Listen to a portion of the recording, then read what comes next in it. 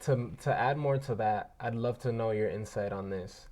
I have an amazing co-producer in one of my companies. She's an amazing everything. She helps make sure that we're on time for everything and all of that stuff. And yesterday, after we wrapped, we go out to lunch and we're eating, and part of what the conversation was about was fear. And I want to know how you felt about something that she mentioned, which when she put it in that way, it sort of it made sense. And she heard probably in a podcast or maybe throughout another conversation she was listening to, where the most fearless individual, let's say like in a nightclub or whatever the case is actually the second individual. That first individual that goes onto the dance floor and dances, it's innate. They have it within them. They're gonna do it regardless of what's going on. But that second individual, they realizes, oh, okay, cool. There's finally somebody out there. And let me go and join them. They kind of create this chain reaction where it's like everyone now feels, oh, okay, look, we're out there. Let's just go have fun. Let's do this. And so throughout that conversation, it was something that I wanted to bring up to you and try to see what insights you have on that, in this mentality of human nature where we feel like, we want to be part of something. And a part of why this conversation was even brought up actually is because we were talking about the idea that some people have where you just don't care at all about what others think. And basically what she was bringing up is that's good to a degree, but even too much of that can it isn't the right way, because at the end of the day, if we're humans, we're creatures of like, wanting to be together and things like that, then you're always going to have an ounce of maybe care of what other people think. And so what do you feel about those topics? In that perspective, you can't categorize it, Okay. because the reality is, right, it's that it's the first individual. Okay. And the reason being is because you see that first individual going into a dance floor and they're a good dancer, and yeah, it could be innately inside of them, Right. but what you're not doing is you're not giving value to the journey that they took to be that individual. Right. Right. That goes back to putting so much effort and so much hard work that looks effortless. Absolutely. From my point of view, what I see is that first individual is the one who inspires the second, Absolutely. and then the second inspires the next, Right. and it becomes a chain reaction. Sure. And what I really believe is happening is that interconnectedness, the synchronicity and the synergy of people being people. Yeah. So what I see is I see two individuals that are the same. And what that first person did was show the second person what's possible, because whatever is innate inside them is innate within the second person. And on that day, that second person has decided to start their journey to become the first person.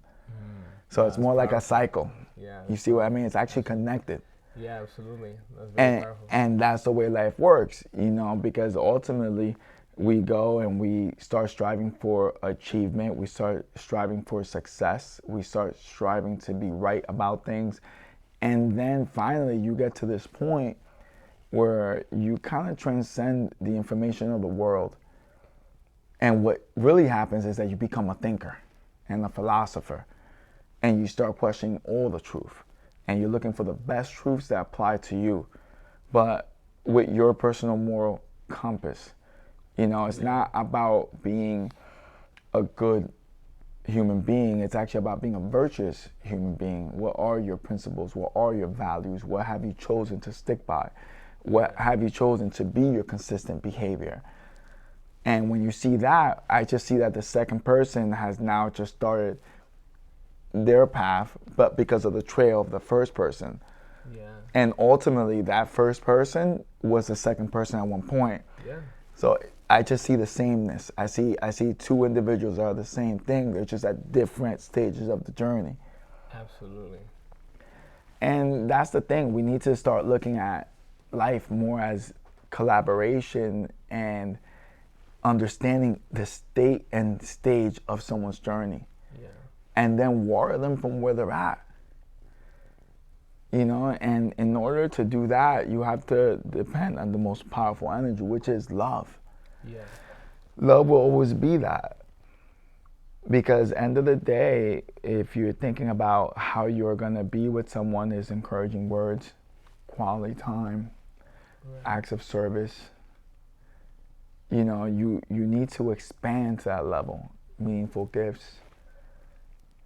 Right. Like can you expand to a level of understanding that it's not what people's potential can do for your own potential, but instead, why would you not use your potential that you've cultivated, that you've grown, to serve other people's potential and put them in the right experiences and the right situations so that they might expand, so you might get to see their potential. Because if you've been there, done that, it's not gonna be that same feeling when you first did it, but it will always be that same feeling when you see someone else do it for the first time. Yeah. And then you get to relive that joy over and over. But unless you are a giver, you never arrive at that understanding. I can teach it, right? Yeah. But unless someone applies it, then they don't understand it. So can we really talk about it? Sure. So what I do really well is I plant seeds in people's minds to grow and to cultivate with ideas. Not even caring if I ever get the credit for those ideas, because I know what I give. And I do it so that they may go and they might discover life. Because when you see the whole external of life, and people basing their lives on achievements and success and what they acquire, Yeah. that's good for the physical world. But what's good for what's inside of you? What's good for in here? What about your human nature always being at peace, always being at joy? And then imagine having the strength to be able to provide that to someone else. For example, if you're in a relationship, to always be able to be strong for that person. Yeah. Not like, hey, this is my part, this is your part, but more like just being able to just be like, I don't mind doing these things. These things aren't chores. Yeah. Because end of the day, it makes me feel good to make you feel good. What about if you have a company and instead of thinking, hey, the people that work for me, like they're not doing enough, imagine if you thought about, well, what about if I develop them to be thinkers? As in, supposed to like cogs and wheels that they do separate systems and parts. No, I want you to be a thinker. Yeah. Because the way I look at it, whether they go and they stay with the company and they help create more within the company, amazing. But even if they go on their own, then I'll help them in that too. Yeah. But I also lose nothing, because if I'm able to develop thinkers and I keep developing them at a faster rate and a faster rate and a faster rate, it doesn't matter whether I get someone at the beginning or later, because I'm synthesizing the skill of developing great thinkers, Yeah. great minds, which then automatically will turn into great doers. Then automatically, what I teach when I teach confidence is not achievement. What I teach is doing your best and being your best, and the outcome doesn't matter. Absolutely. Because that holds us back. I'd rather you constantly experience. If you're gonna be too worried about the outcome and the achievement of it all, we're not gonna grow. Yeah. I care about growth. I don't care about right and wrong. I don't care about this way or that way. I honestly like the middle way. I like the way that results in outcomes, but without hurting anyone, without sacrificing anyone. Yeah. Because that's the way I developed the culture and the environment, with everything that's around me, because that's the way we're all gonna win. Right. And as I continue to evolve myself and I continue to grow and expand who I am, I'm gonna continue to share everything I know with where I'm at. I'm never gonna downgrade it thinking like, oh, but no, because then what ends up happening is if you just give like subtle information, then at some point that person will grow and then they're gonna feel manipulated and then you lose the relationship. But if relationships is the most important thing in life, give it your all. Yeah. Best effort. Yeah. So to your friend, I would just explain that it's all the same thing.